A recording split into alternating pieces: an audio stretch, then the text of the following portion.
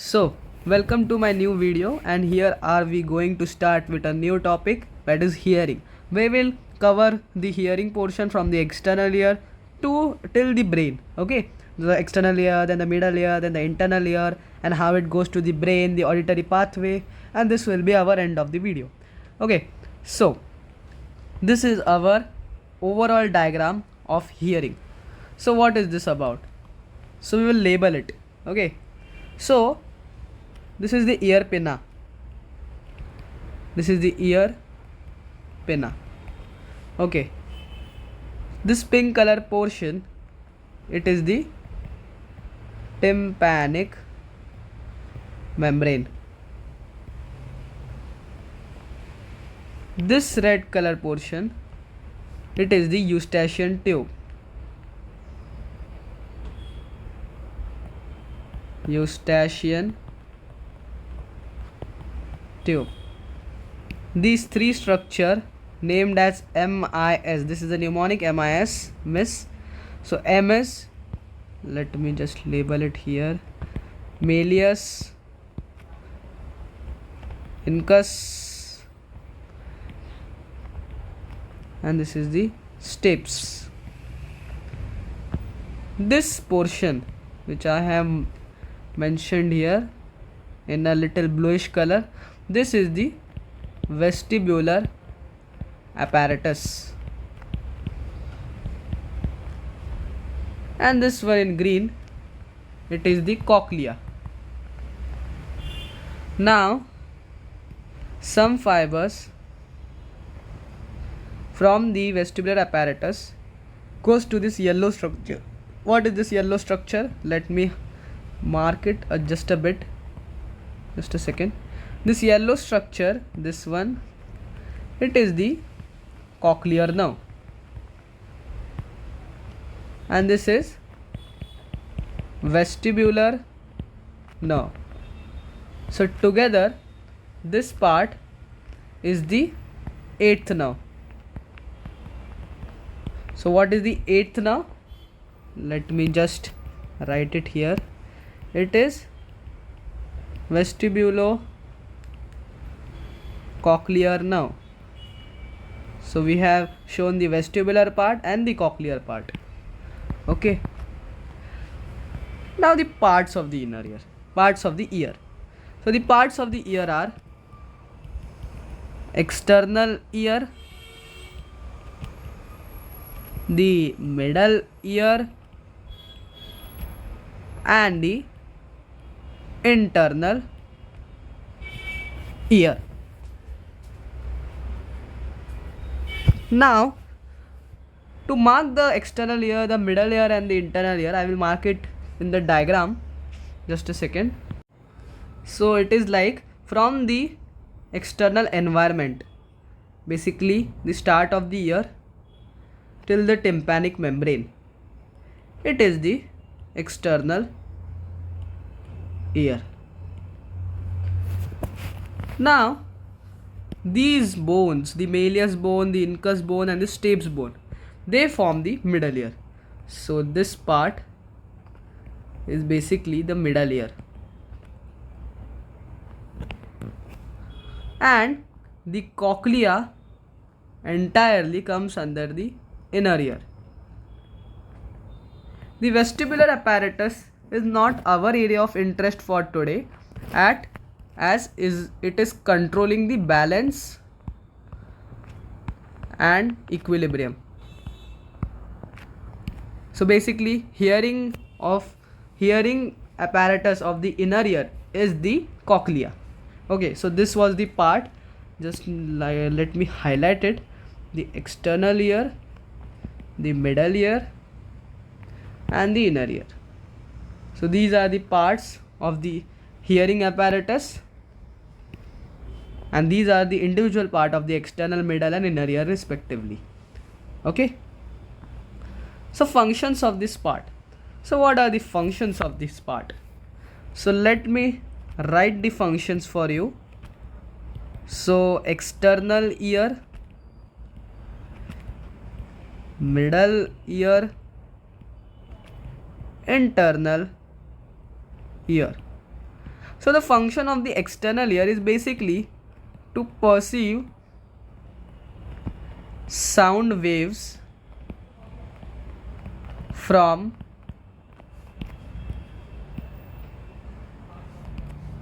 external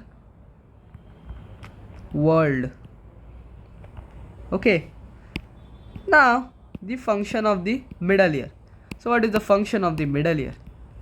So basically middle ear's function is to amplify the sound by vibrations. Now two important concepts, let me just write it. Impedance matching and attenuation reflex, and let me just highlight those. So these are the function of the middle ear. The impedance matching and the attenuation reflex will be further discussed in this video.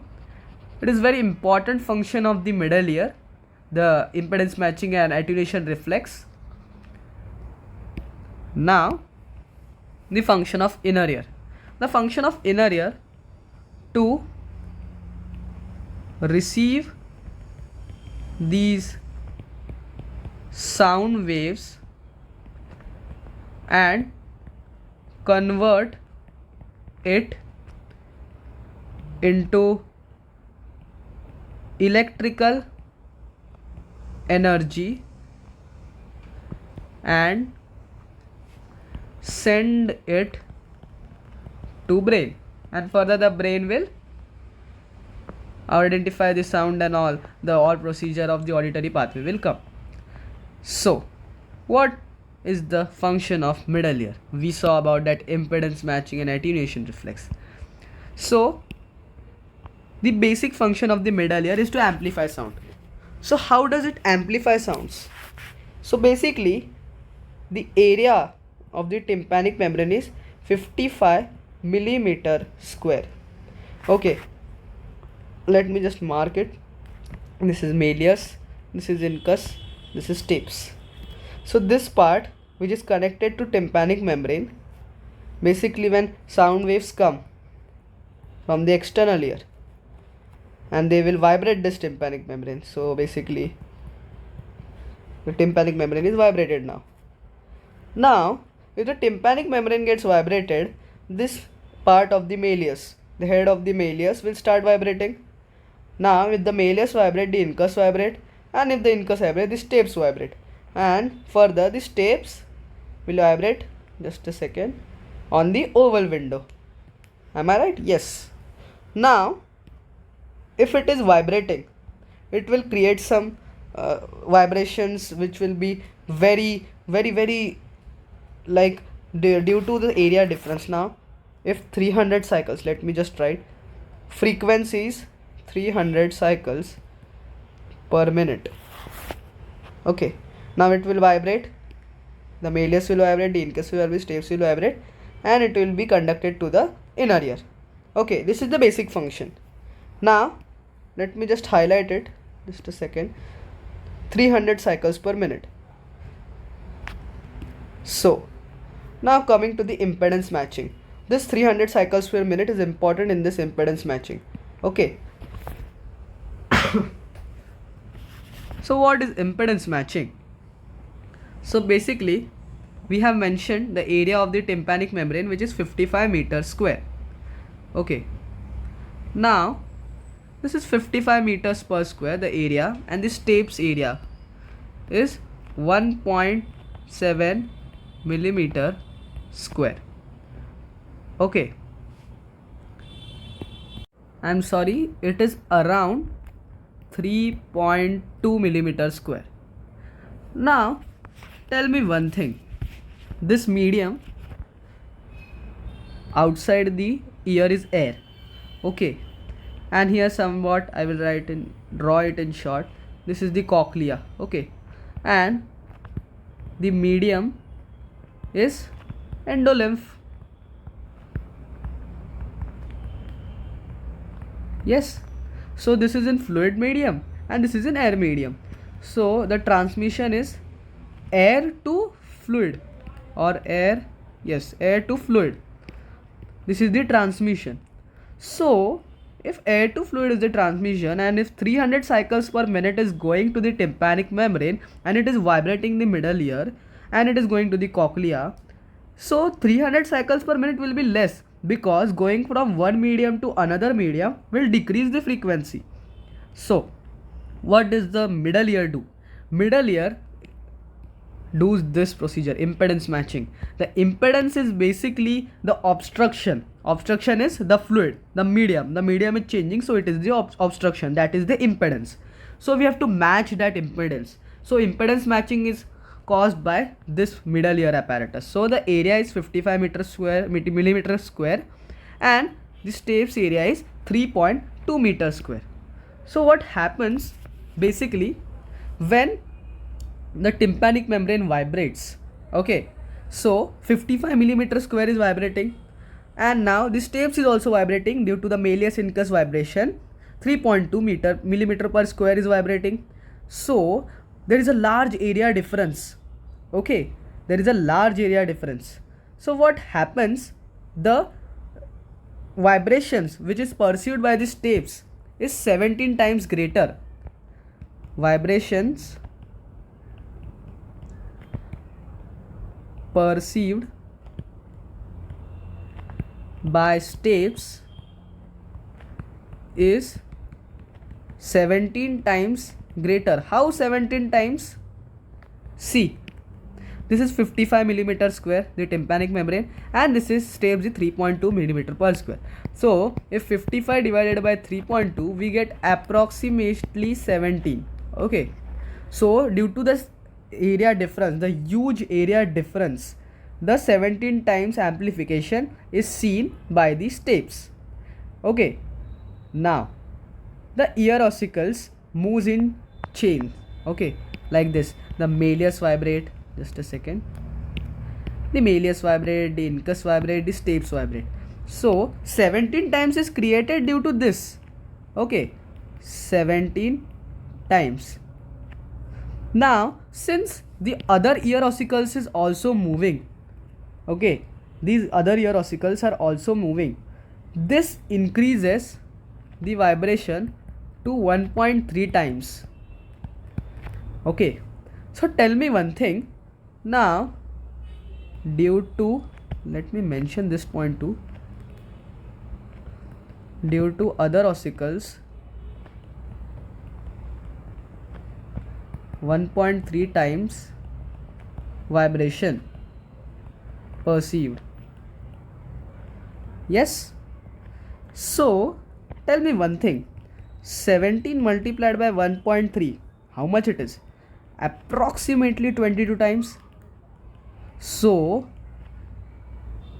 we got the vibration like 300 cycles per minute from the air, and due to this 22 times, we will now get an amplification to the inner ear of around 3000 cycles per minute. So from 300 cycles per minute to 3000 cycles per minute, it is enough to move the endolymph. Okay, now this amplification is enough to move endolymph and we will hear the sound. So this is how this impedance matching occurs, and this is how we convert the frequency of 300 cycles per minute to 3000 cycles per minute, and this is how, going from air to fluid, we get a proper sound that we heard in the air. Okay, now suppose for example someone literally like shouted in your ear like this, or some music is playing at a higher volume, so it is a very high volume. Okay, so this impedance matching, which was converting the sound from 300 cycles per minute to 3000 cycles per minute, could damage the ear. Yes, do you agree?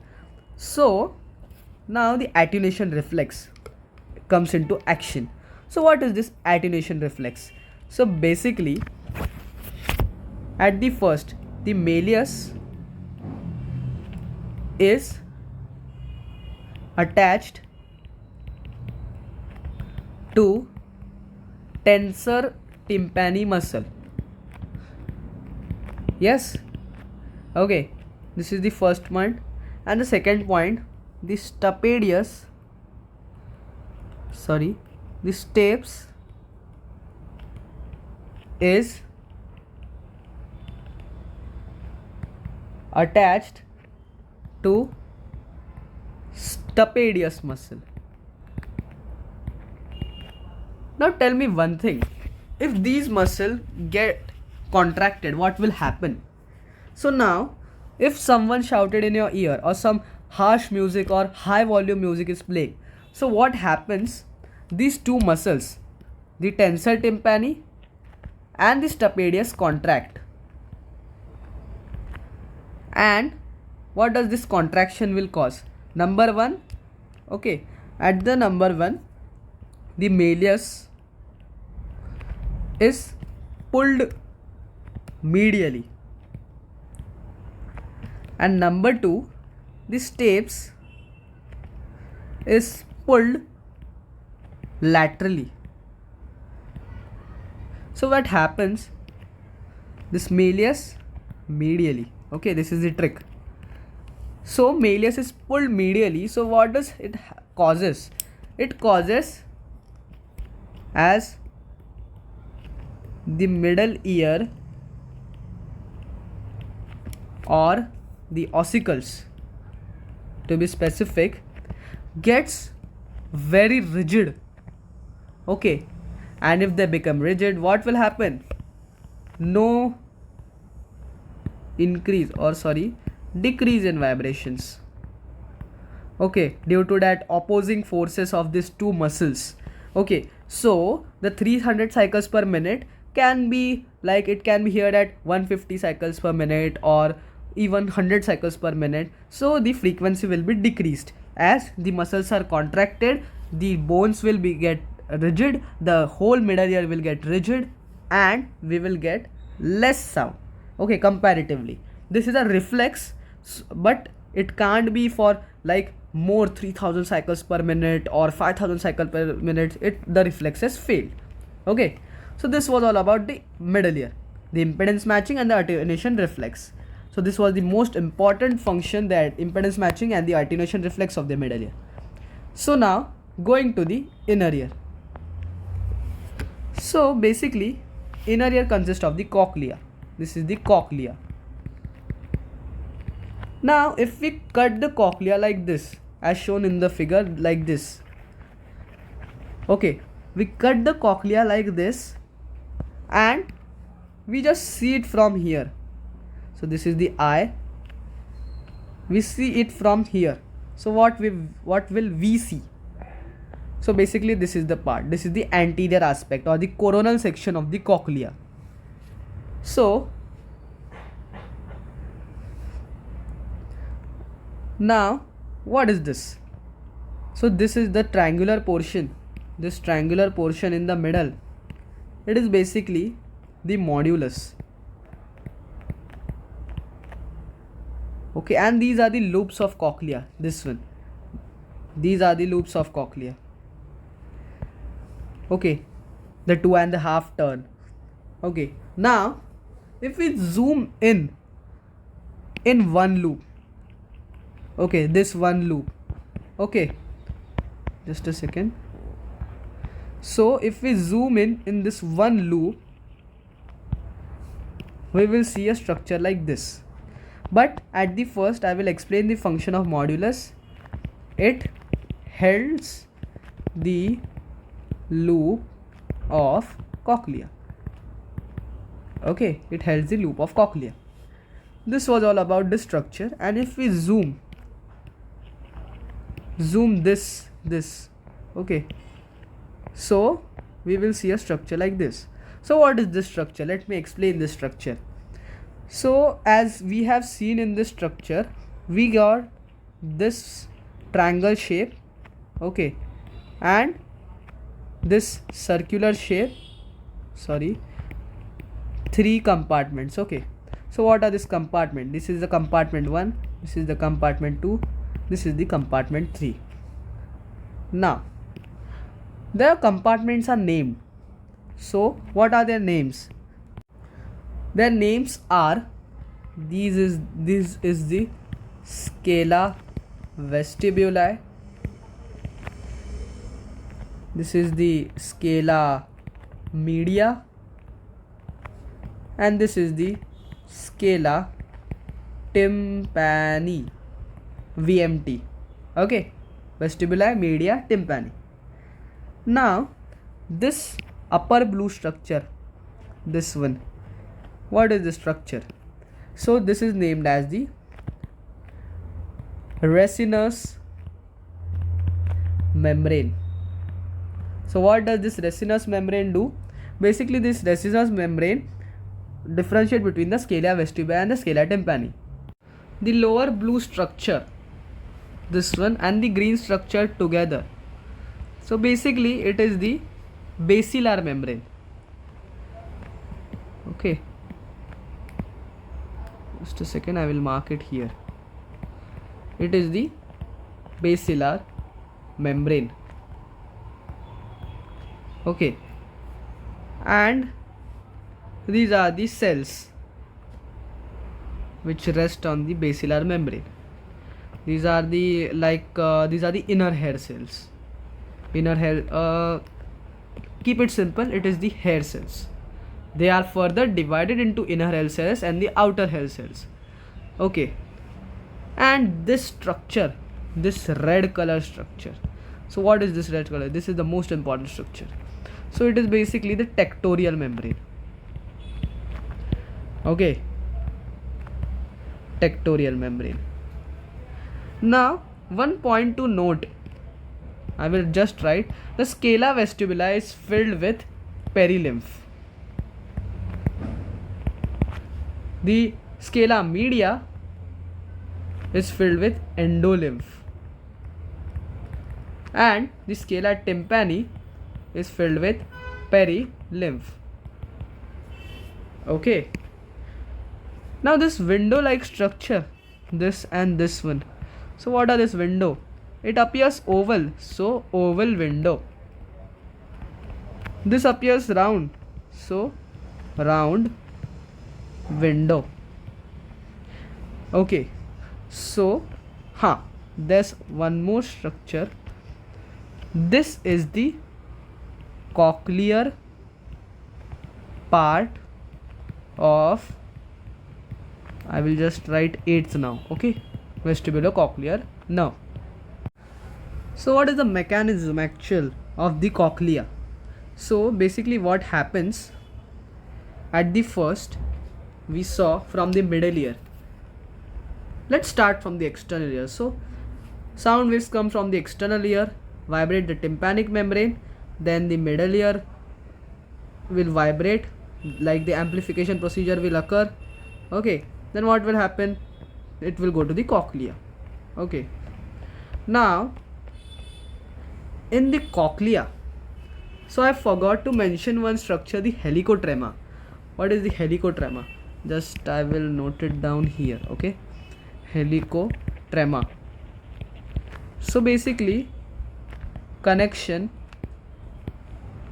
of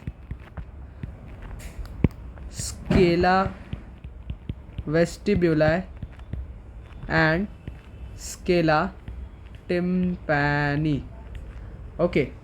So what is the importance of helicotrema? So helicotrema basically allows mixing of perilymph.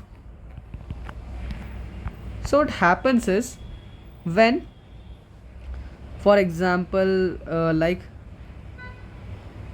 this is the steps, this is the rough steps, okay, this is not the actual shape of the steps. So basically it is vibrating, okay. So it will vibrate the oval window and the perilymph. Just let me draw the perilymph and the endolymph. sorry, I will back in a few minutes. Okay, this was I talking about. The blue structure is the perilymph. Okay, the bluish like water color, it is the perilymph, and the yellowish structure is the endolymph.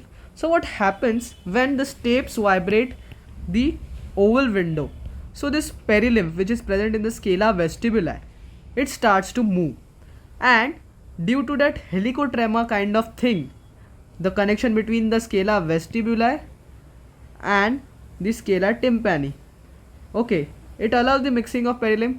So the perilymph will move, okay, from the vestibuli to tympani. Okay, this movement will vibrate this structure, the scala media, okay, and the endolymph also moves. Okay, this endolymph will move, just a second, the endolymph will move. Okay, due to this movement of the endolymph, these hair cells which are present on the basilar membrane, the hair cells will move. Since the hair cells are moving, therefore what happens is the hair cells movement causes the conversion of mechanical signal to electrical signal, and this electrical signal will be transmitted from this nerves. Okay, these are not in 3 in number, these are many in number. Okay, just like this, somewhat like this. Okay, for reference I have drawn only 3. Okay, so what happens, this electrical signal will go to the cochlear part of 8th nerve.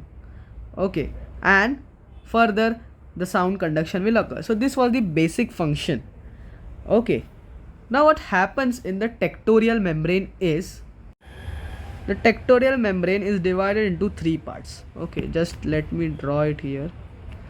So basically it is divided into 3 parts. Now if there is more sound, let's say more than 20,000 hertz, okay, this more than 20,000 hertz will vibrate this one, this portion. Okay, for example this portion, okay, this 20,000 hertz. Okay, if there is a little less sound, let's say 20 to 20,000 hertz, it will vibrate this portion. Okay, this will vibrate this will vibrate this. Okay, and let's say we have less than 20 hertz, so this portion will be vibrated. So basically the tectorial membrane judges the sound waves. Okay, so basically these are the parts. Okay, and the more distal segment will hear the less sound, and the more proximal segment will hear more sound. Okay, so this is the function of the tectorial membrane, judging of the sound.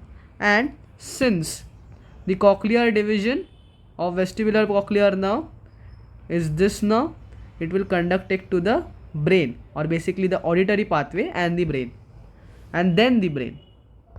So this was the function of the inner ear. Now going to the auditory pathway, the most important pathway. Let me show you this diagram first. What is this diagram? So basically this diagram depicts the auditory pathway in whole from the brain.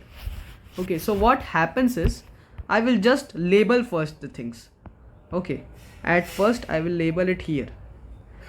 So no need to label of here, because we already know the scala vestibuli, the scala media, the scala tympani.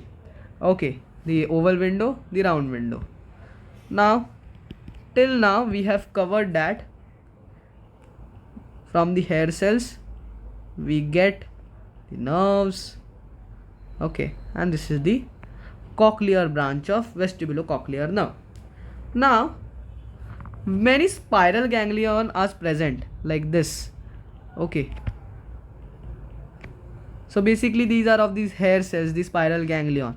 Okay, what does the spiral ganglion do? They basically conduct the impulse. It is the most easiest way conduction of impulse. So basically the cochlear branch of vestibular cochlear nerve, so many fibers will come like this. This is the spiral ganglion, then these are the spiral ganglion. So many fibers will come like this.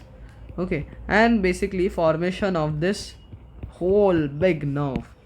So this is the 8th nerve.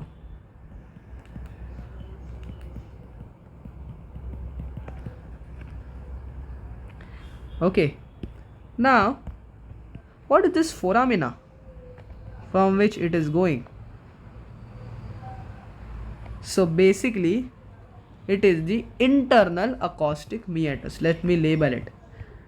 It is the internal acoustic meatus.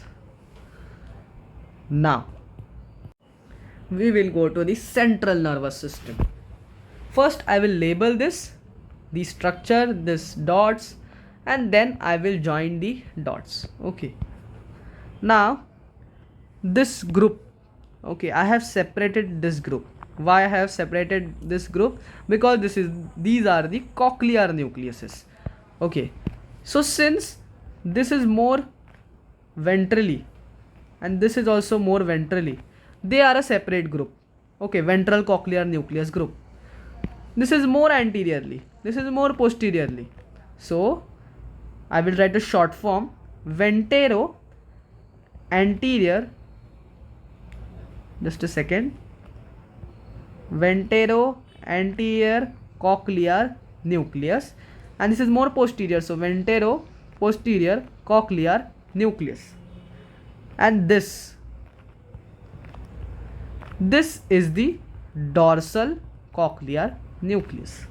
Okay, ventero anterior cochlear nucleus, ventero posterior cochlear nucleus, and dorsal cochlear nucleus. Okay, now this green structure, okay, this green structure is basically the superior olivary nucleus.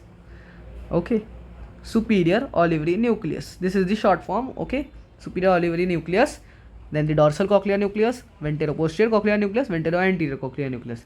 Remember, there's a trick. First we will write the cochlear nucleus as it is related to ear. Okay, the ventero anterior, ventero posterior, ventero anterior, ventero posterior, dorsal. Then the superior olivary nucleus. Okay, now going a bit further, what is this yellow structure? This yellow structure is basically the nucleus of lateral lemniscus.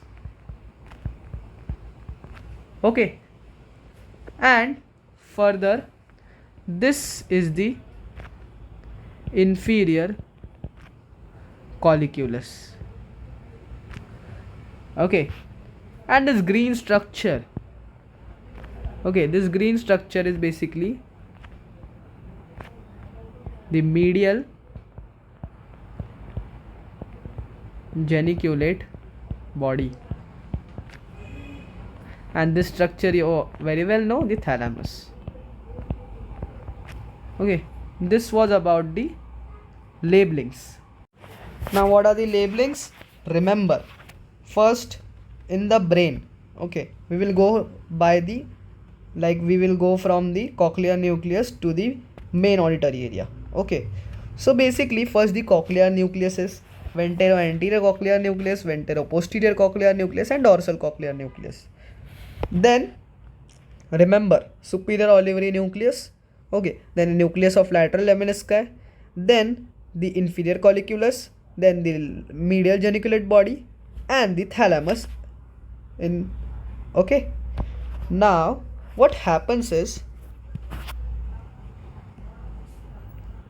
basically when the cochlear nerve comes to the brain, it will give branch to this one ventero anterior cochlear nucleus, then ventero posterior cochlear nucleus, and dorsal cochlear nucleus. Now what happens is, the dorsal cochlear nucleus will go to the nucleus of lateral lemnisci. Just a second. It will go to the nucleus of lateral lemnisci, and it will synapse here. Similarly, the ventero posterior cochlear nucleus will go to the nucleus of lateral lemniscus, and it will synapse. But the ventero anterior cochlear nucleus will go to the superior olivary nucleus of both sides and synapse there. And further, from the superior olivary nucleus, it will go to the nucleus of lateral lemniscus. Remember, the most anterior ventero-anterior cochlear nucleus will go to the nucleus, the superior olivary nucleus of both sides, and then it will go to the nucleus of lateral lemniscus. While the ventero-posterior cochlear nucleus and dorsal cochlear nucleus will directly go to the dorsal cochlear nucleus. Now, from the dorsal cochlear nucleus, here they will synapse, okay, the three cochlear nucleus, and from the nucleus of lateral lemniscus, they will go to the inferior colliculus. Now, going to the inferior colliculus, they will synapse here and go to the medial geniculate body. And further, the connections to the brain. Where to the brain? The primary auditory area, also the Wernicke's area, and the Broca's area. Okay, what further happens? Let me get a bit down in the inferior colliculus and the nucleus of lateral lemniscus. Let me use a different color. So what happens?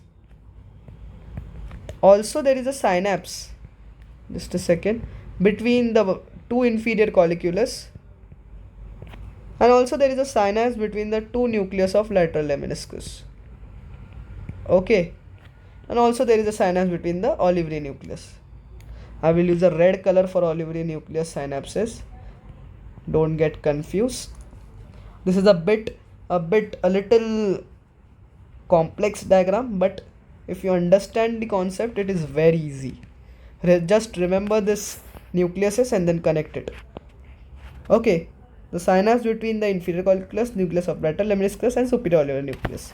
Okay, so the signals will be carried via like this till the brain in the primary auditory area and Wernicke's area and the Broca's area. This is for basically collateral signals going to the Wernicke's area and the Broca's area for speech. Okay, also if one point to remember, I will write it. Okay, so just a second, dorsal cochlear nucleus, okay, ventero posterior cochlear nucleus and ventero anterior cochlear nucleus. If somebody asks you what are the types of cells in the three cochlear nucleus, so basically dorsal cochlear nucleus consists of stellate cells and principal cell. The ventero-posterior cochlear nucleus consists of the octopus cells, and the ventero-anterior cochlear nucleus again presents stellate cells and the bushy cells. So this is some factual data, and this is the inner ear. To summarize, this is the inner ear. This is the vestibular branch of cochlear nerve. It will go to the dorsal cochlear nucleus, ventero-posterior cochlear nucleus, ventero-anterior cochlear nucleus. Then from the ventero-posterior cochlear nucleus and the dorsal cochlear nucleus, it will go to the nucleus of lateral lemniscus, while the ventero-anterior cochlear nucleus, it will go to the superior olivary nucleus of both sides. Then it will go to the nucleus of lateral lemniscus. From the nucleus of lateral lemniscus, it will go to the inferior colliculus. From the inferior colliculus, the synapse will go to the medial geniculate body. From the medial geniculate body to little bit of thalamus and the brain. Then we will get the information about the sound perceived. So this was all about the hearing apparatus. Thank you.